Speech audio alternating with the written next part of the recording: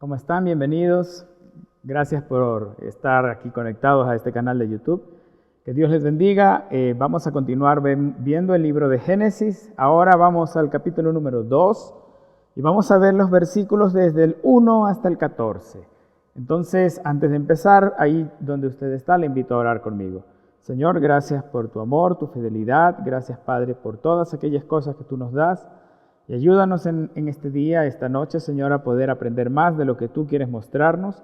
Y también te pedimos, Padre, para que pongamos por obra aquellas cosas que nos enseñes y que tu pueblo, Señor, nosotros, cada uno de nosotros, Señor, responda de manera positiva a tu palabra y de la misma forma seamos ejemplo hacia los demás.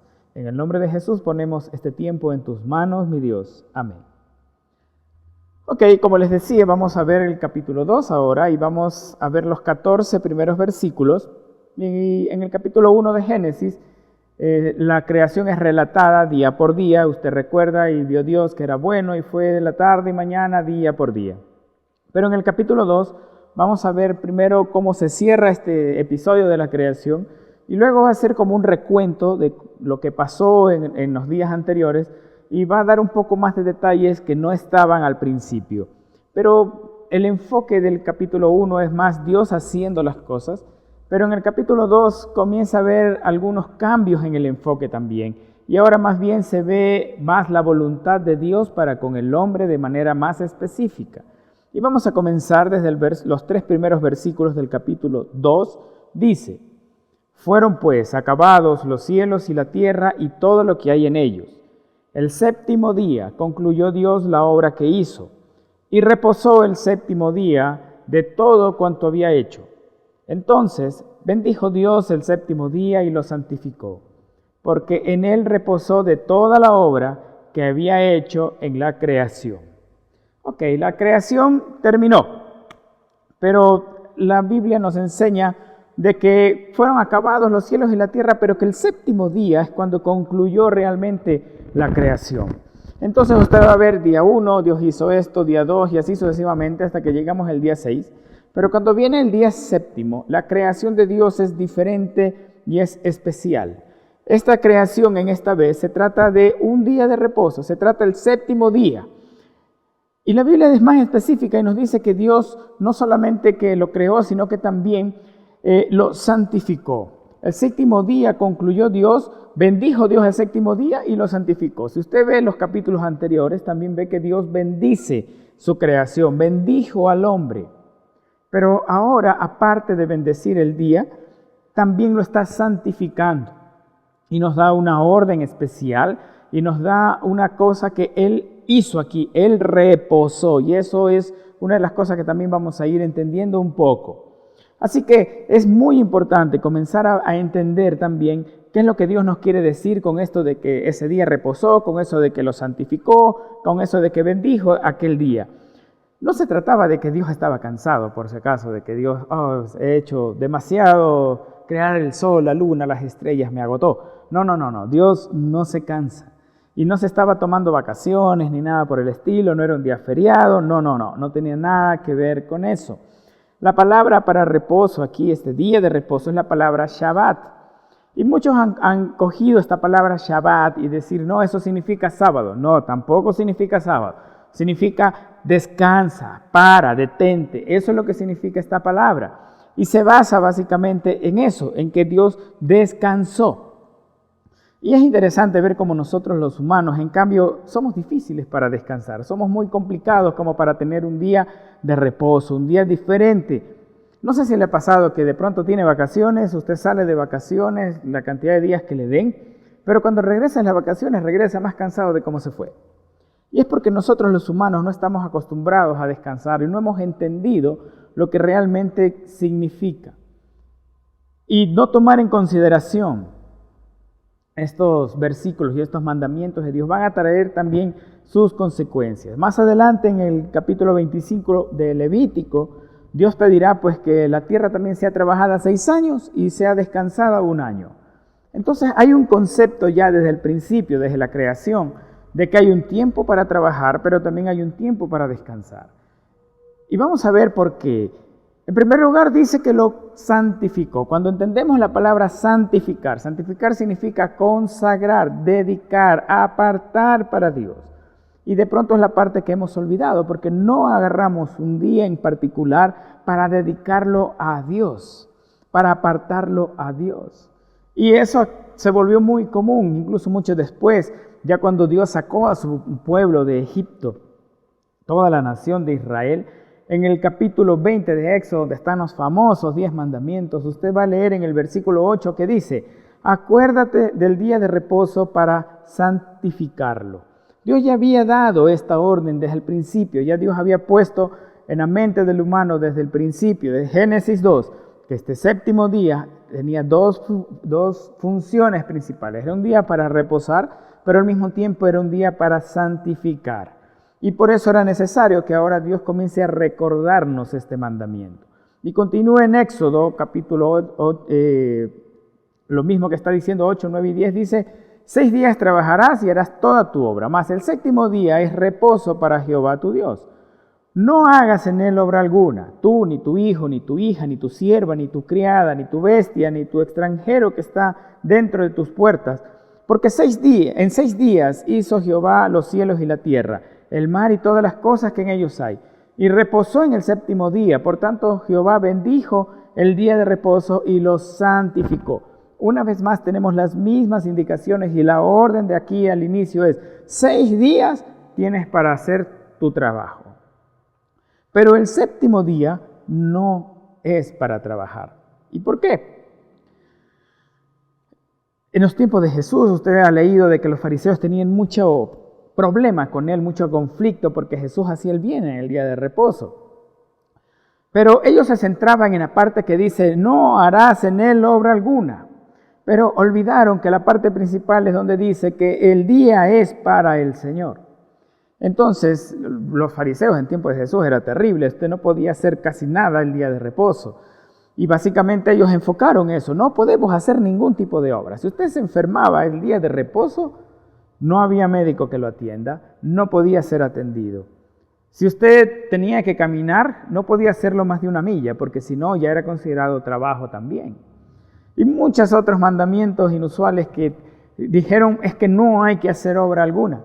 Sin embargo, lo principal no es eso. Lo principal es que el día es para el Señor, y lo principal es que Dios lo bendijo y lo santificó. Y de pronto lo primero que decimos: pero tenemos muchas cosas que hacer. Y sí, de pronto esa es justamente la esencia del problema, que yo tengo muchas cosas que hacer.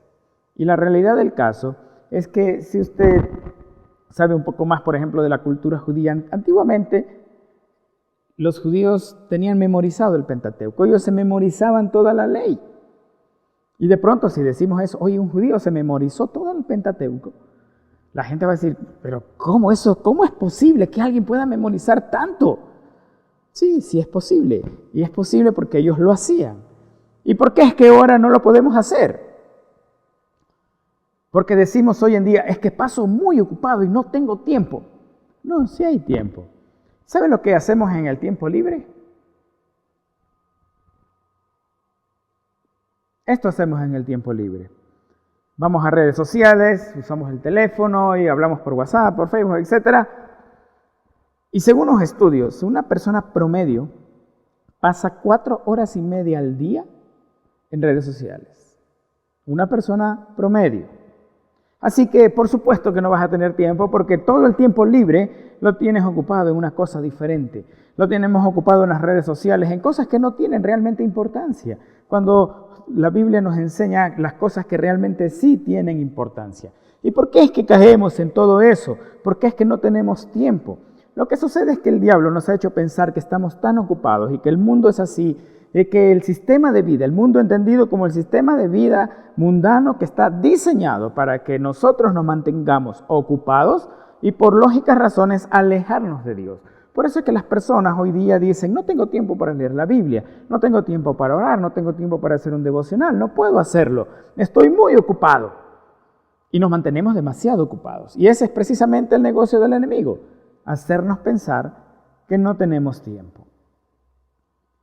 Hay personas que incluso piensan que deben trabajar 7 días a la semana porque hay que darle lo mejor a nuestros hijos.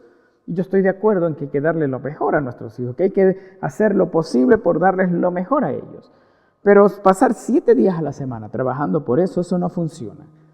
Algunos dicen, estoy trabajando para que ellos no sufran las carencias que yo tuve. Y eso es bueno, ok, que ellos no tengan las carencias que ustedes tuvieron alguna vez, pero sin embargo, la mayor carencia va a ser su ausencia. La mayor carencia de los hijos no consiste en sus posesiones, sino en que sus padres estén ausentes. Así que guardar el día de reposo demanda algunas cosas. Por ejemplo, demanda confianza. Y la confianza entendida como fe demanda humildad, sabiendo que Dios está en control de todo. Demanda disfrute, porque usted puede disfrutar un tiempo libre con su familia. Y también demanda una perspectiva. No se trata de que en 7 días soy más productivo, sino se trata de ser fiel en guardar simplemente un día. ¿Y por qué tenemos que entender eso? Porque Dios nos diseñó para descansar. Si no, no nos hubiera diseñado para dormir. Dios nos diseñó para dormir porque quiere que nos desconectemos y nos demos cuenta que cuando despertamos, el mundo sigue igual. Que cuando despertamos, el sol vuelve a salir. A veces nos centramos tanto en que yo tengo que hacer las cosas que dejamos que las cosas estén en nuestro control y no en el control de Dios. Entonces no lo olvide, el día de reposo tiene algunas cosas importantes y es un día para santificar. ¿Y qué dice? Entonces, ¿qué hago el día de reposo? De pronto algunos dicen, ok, no voy a trabajar ese día, paso acostado en mi cama viendo Netflix todo el día. No, tampoco se trata de eso. Dios diseñó el día de reposo, es un regalo de Dios para el hombre. ¿Para qué? Para su descanso y su recuperación. Y además está para recordarnos que pertenecemos a Dios. En Marcos 2:27 dice, también les dijo, hablando Jesús, el día de reposo fue hecho por causa del hombre y no el hombre por causa del día de reposo. El reposo no es sentarse a no hacer nada, sino enfocarse en hacer algo para el eterno y honrarlo, por supuesto. Si decimos no tenemos tiempo, estamos desconfiando del diseño de Dios, de una semana de 7 días, de un día de 24 horas. Y a veces también decimos, yo necesito un día de 36 horas por lo menos para alcanzar a hacer todo lo que tengo que hacer. Es cuestión de organización, pero es cuestión de ser fiel. Porque no es solo la administración del tiempo, sino que también se trata de poder obedecer en fidelidad. Es muy parecido al diezmo. El diezmo es, no, pero es que si doy esto, entonces no me va a alcanzar para pagar. Es cuestión de fidelidad, de obediencia. ¿Y por qué está hecho el día de reposo? Mateo 11:28 dice, venid a mí todos los que estáis trabajados y cargados, y yo os haré descansar.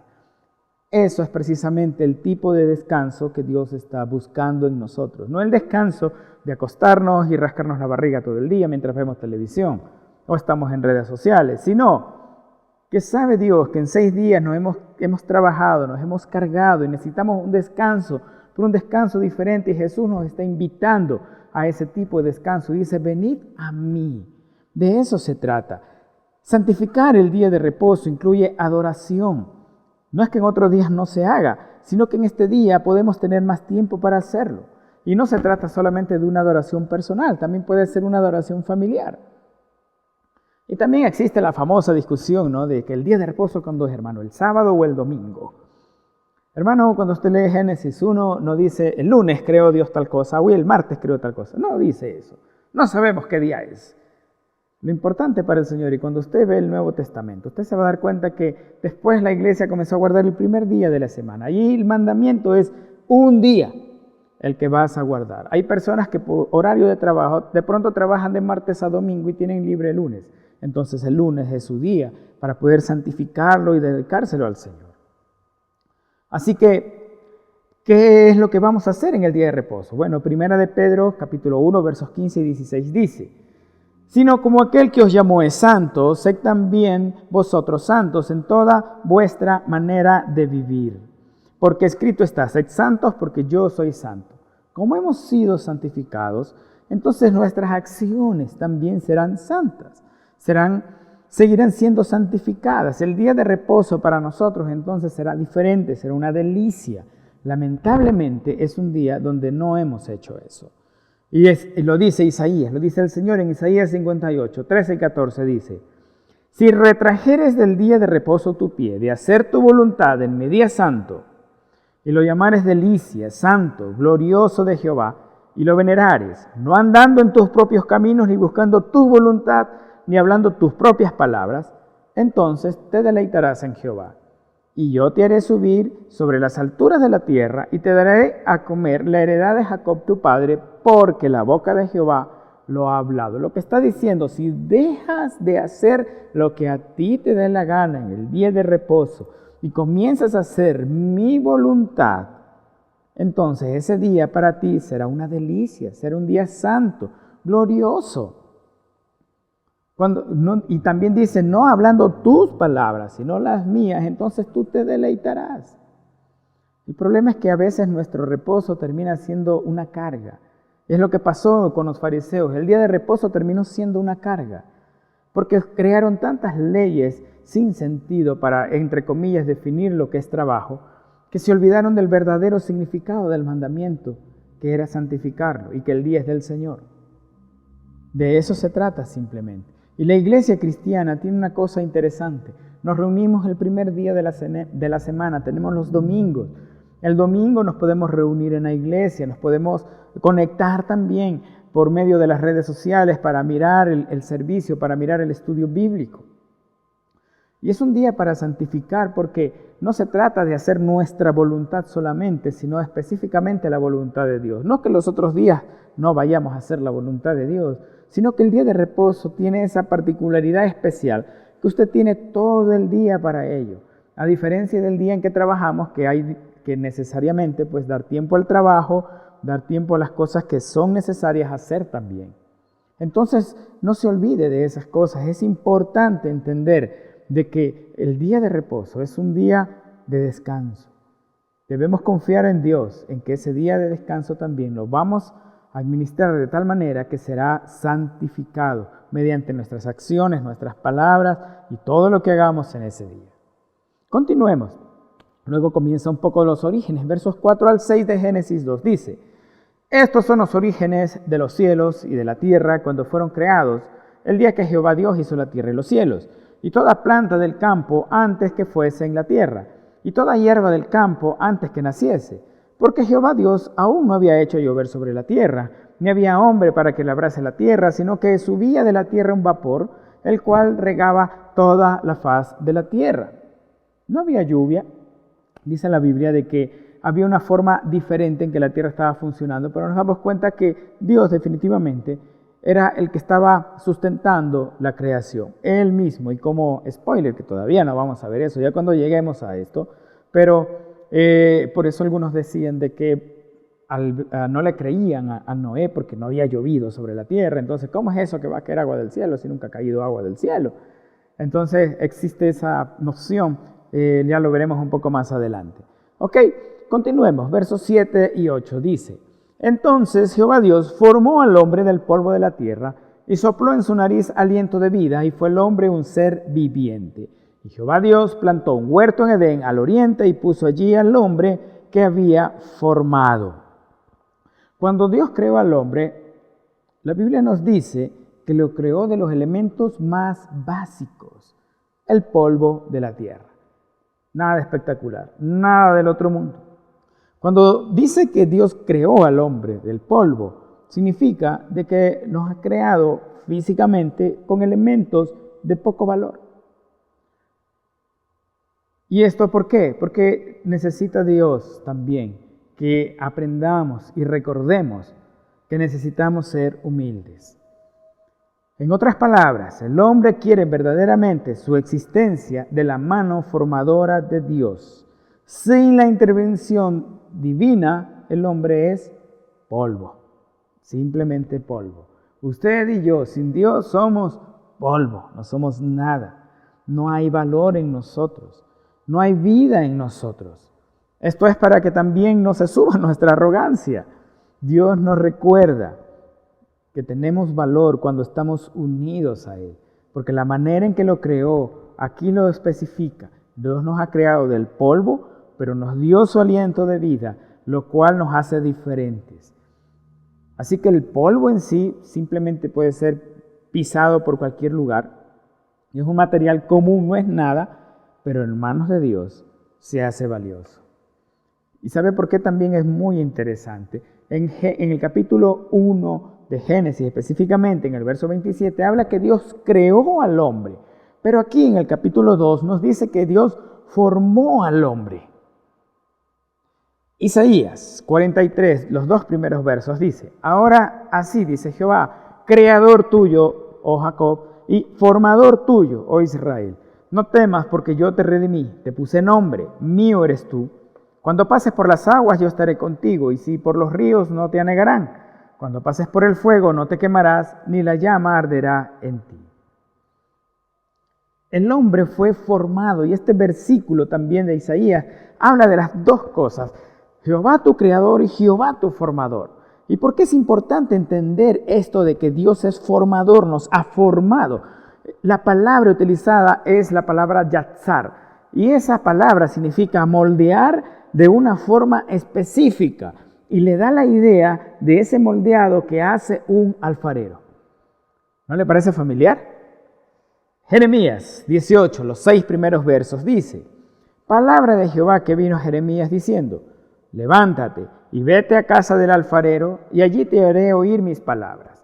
Y descendí a casa del alfarero, y aquí que él trabajaba sobre la rueda, y la vasija de barro que él hacía se echó a perder en su mano, y volvió y le hizo otra vasija, según le pareció mejor hacerla. Entonces vino a mí palabra de Jehová diciendo: ¿no podré yo hacer de vosotros como este alfarero, casa de Israel? Dice Jehová: he aquí que como el barro en la mano del alfarero, así sois vosotros en mi mano, oh casa de Israel. La idea de que Dios nos forma no es solamente la idea de que Dios nos ha creado. La idea de que Dios nos forma es de que nos va a dar una característica, una forma, valga la redundancia, una forma específica que será para gloria de Él. Porque la vasija de barro bien hecha, muy linda, usted la ve muy bonita, pero esa vasija no se hizo a sí misma, sino que tuvo un formador que fue el alfarero.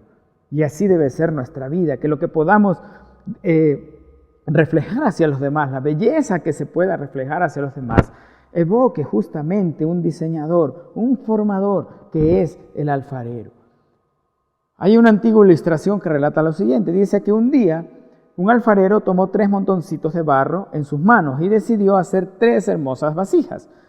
Tomó al primero y empezó a amasarlo, pero este comenzó a quejarse. ¡Ay, ay, me duele! Ya no me toques, déjame así, yo no aguanto más el dolor. Al ver que el barrito no quiso ser moldeado, el alfarero lo dejó. Agarró el segundo y empezó a hacer lo mismo que con el anterior, mientras que éste le decía: aunque me duela, sigue, yo sé que seré una hermosa vasija, así que vamos, moldéame. Duele, pero no importa, aguantaré. El alfarero terminó de moldearlo, y cuando estaba a punto de hornearlo, para que fuera más duro y resistente, la vasija no aguantó. Y le rogó que lo sacara, y aunque el alfarero trató de convencerlo de que aún no era el tiempo, a tanta insistencia concedió el pedido. Así que, un poco decepcionado, tomó al tercer barrito y procedió a hacer lo mismo que con los otros 2. Pero este último permitió que lo moldeara. Aunque dolía, él no se quejó y dejó que lo introdujera al horno bien caliente y esperó a que lo sacara. Este pedacito de arcilla confiaba en que el alfarero sabía que estaba pendiente de que todo saliera bien y que no permitiría que se quemara. El primer barrito se quedó así como estaba, siendo un simple pedazo de arcilla. El segundo ya era una vasija, pero como no permitió que lo horneara, con el tiempo se quebró. Cuando llegó el tiempo exacto y el tercero se enfrió, el alfarero procedió a terminar su obra maestra y lo convirtió en una preciosa vasija. Así que el alfarero es Dios y la arcilla son las personas.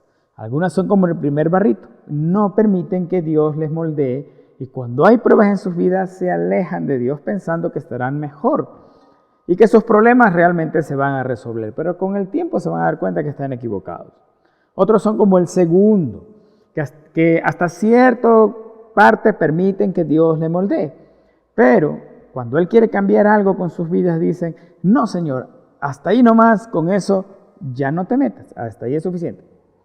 y muy pocos son como el tercer barrito que permiten que Dios trabaje en las áreas de sus vidas, permiten que Él los ayude en tiempos difíciles, porque saben que no los abandonará, pero tienen que pasar por el fuego de la prueba también. Y estará observando siempre que su obra maestra quede terminada de la mejor manera. La pregunta es, ¿cuál de los tres barritos somos nosotros? ¿El primero, el segundo o el tercero? El que queremos, el que no nos dejamos moldear, el que nos dejamos moldear hasta cierta parte, o el que definitivamente se deja moldear hasta que la obra esté terminada, pero debe pasar también por el horno. ¿Qué más pasa? Dios forma al hombre, pero hace algo más. Dice que puso al hombre en el huerto que Él había creado. ¿Y por qué es importante entender? Dios pone al hombre donde debe de estar. ¿Y por qué? Pues porque tiene un propósito. ¿Dónde Dios le puso a usted ahora? ¿Cuál es el propósito de Dios al ponerle en el lugar que está ahora? En el trabajo que está ahora, por ejemplo. O en la familia que usted está ahora, en la familia que usted nació. Hay un propósito de Dios para ponerlo en esos lugares. Continuando en Génesis 2, del 9 al 14, dice: Y Jehová Dios hizo nacer de la tierra todo árbol delicioso a la vista y bueno para comer, y también el árbol de vida en medio del huerto y el árbol de la ciencia del bien y del mal. Y salía de Edén un río para regar el huerto, y de allí se repartía en 4 brazos. El nombre del uno era Pisón. Este es el que rodea toda la tierra de Havila, donde hay oro. Y el oro de aquella tierra es bueno. Hay allí también bedelio y ónice. El nombre del segundo río es Gihón.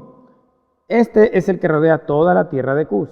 Y el nombre del tercer río es Hidekel. Este es el que va del oriente a Siria. Y el cuarto río es el Éufrates.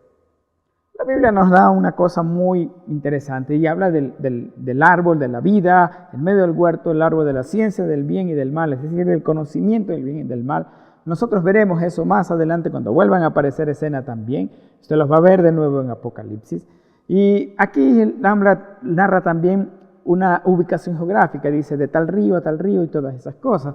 Y hay muchas personas que en realidad se han puesto a buscar precisamente, muy bien en su curiosidad, esto es el río Hidekel está aquí, el río Gihón está aquí, etc., para tratar de encontrar el lugar donde es que Dios había plantado el jardín del Edén.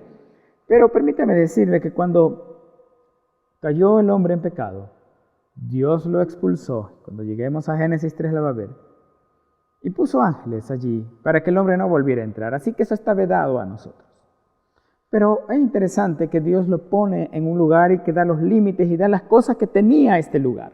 Tal cual el lugar donde usted está. Tiene unos límites. Usted vive en tal ciudad que es de aquí a acá. Y en esa ciudad hay tal cosa buena y tal cosa buena.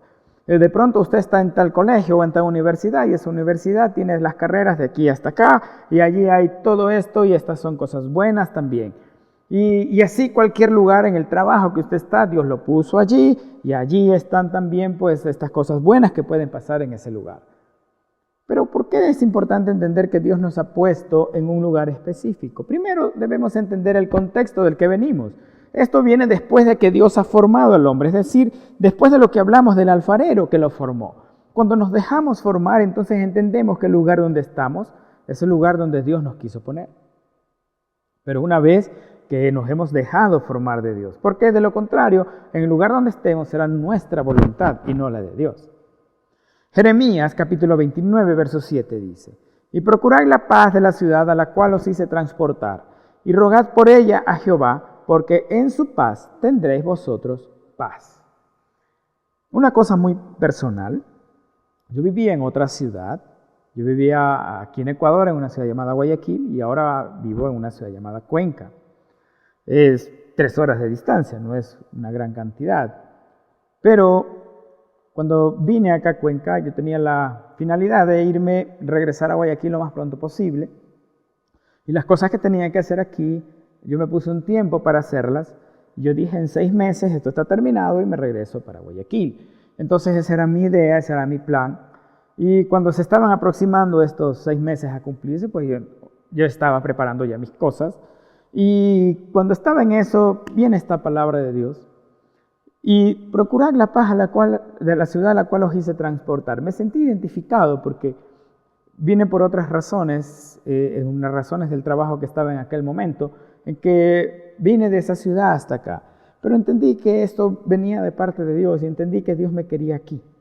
Entonces en ese momento dejé de inquietarme por la idea de regresar a Guayaquil y todo lo demás. Y entendí de que Dios tenía un propósito entonces para estar aquí. Y algunos han tomado este versículo, yo lo he escuchado, y lo dicen, lo que dice el Señor es que tienes que orar por la ciudad. Claro que tienes que orar por la ciudad donde vives, porque el mismo verso lo dice, porque si esa ciudad tiene paz, ustedes van a estar en paz. Pero va más allá de eso. Lo que realmente quiere decir no es solamente que oremos por ella, sino que hagamos el bien en las ciudades donde estamos, en las comunidades donde Dios nos ha puesto, que seamos de bendición para otros, de bendición para nuestros vecinos. Entonces la pregunta es si realmente usted y yo estamos haciendo eso. Estamos procurando el bien de la ciudad, de la comunidad, de la ciudadela, el barrio donde usted vive. Haciendo el bien a la gente que está en su casa, a la gente que está en su barrio. Orando por ellos, procurando la paz, que las cosas funcionen bien. Entonces, como conclusión, hemos sido diseñados para descansar. Así que no nos afanemos en que las cosas no se van a poder hacer sin nosotros. Aprendamos a confiar en Dios, que Él es el que tiene el control. Santifiquemos el día de reposo y todos los días siendo santos. La manera de santificar un día es cuando usted ya ha sido santo y puede entonces obrar de una manera santa. Así que no se trata de un conjunto de reglas a cumplir, sino que se trata que el Espíritu Santo que mora en nosotros nos guía a toda verdad de las cosas que vamos a hacer. Y le invito a que el día de reposo sea un día que usted pueda apartar para el Señor, usted, su familia, apártelo y calle las demás cosas. Permita que Dios forme su vida, deje que Dios forme su vida, su carácter, su pensamiento, todo su ser, que Dios sea el formador, tal cual el alfarero con la vasija de barro. Y por último, haga el bien en el lugar donde Dios le puso. Oremos. Gracias Dios por tu palabra, Señor. Enséñanos a descansar en ti. Queremos santificar ese día de reposo, Señor. Queremos realmente poder disfrutarlo, que sea una bendición para nuestras vidas. Ayúdanos a confiar en que tú tienes el control de todas las cosas también. Y Padre, también te pedimos de que nos ayudes, Señor, para dejarnos formar por ti, Señor, que puedas moldearnos, que puedas, Señor, hacer tu obra completa en cada uno de nosotros. Y asimismo, Padre, ponnos como bendición hacia los demás en los lugares donde nos has puesto a vivir, a trabajar, a estudiar, Señor. En el nombre de Jesús, gracias, Padre. Amén. Muchísimas gracias, Dios les bendiga. No olvide suscribirse al canal y nos veremos después para terminar también el capítulo 2 de Génesis.